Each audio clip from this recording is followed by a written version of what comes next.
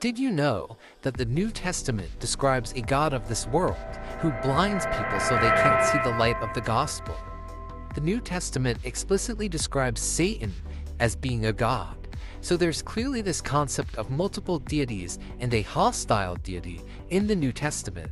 Fittingly, a good candidate for that cruel deity is Yahweh, who commits genocide, murder, and is the embodiment of pure evil. In the New Testament, Satan is described as a tempter, and it says, "Let no one say God is tempting him, for God does not tempt." Yahweh tempted David to count his subjects and then punished him for doing so. Another time, Satan did the same exact thing.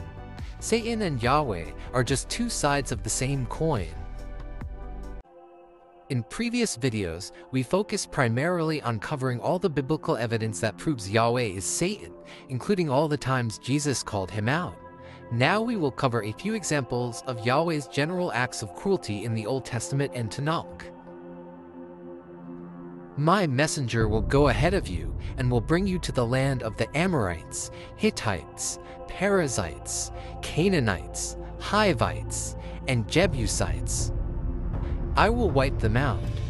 Never worship or serve their gods or follow their practices. Instead, you must destroy their gods and crush their sacred stones.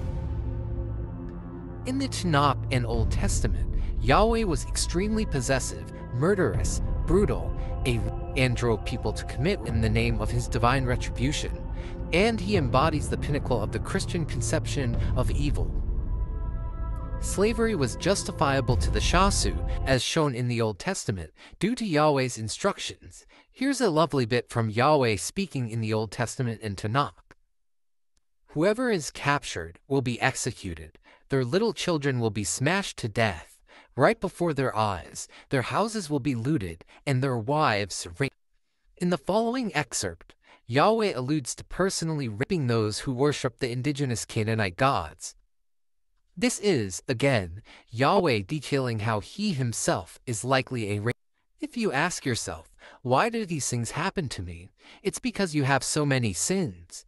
Your clothes have been torn off and your limbs are bare.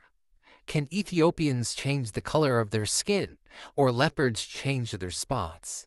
Can you do good when you're taught to do wrong? This is your fate, the destiny I have planned for you, declares Yahweh. You have forgotten me and trusted false gods. I will also tear off your clothes, and your shame will be seen. Here is Yahweh discussing punishment for worshiping idols, like El. If in spite of this, you do not listen to me and still resist me, I will fiercely resist you. I will discipline you 7 times for your sins. You will eat the bodies of your sons and daughters. I will destroy your worship sites, cut down your incense altars, and pile your dead bodies on top of your dead idols.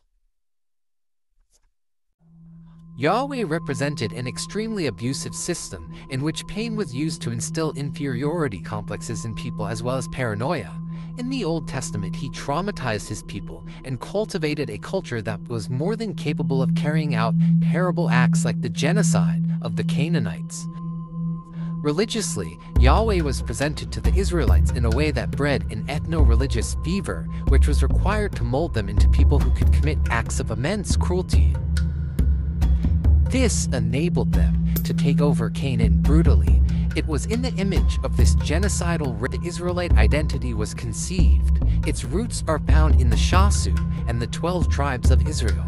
They were molded in the image of this evil. Thank you for watching, and if you're interested in learning more, I invite you to check out my other videos and the pinned link to my free book.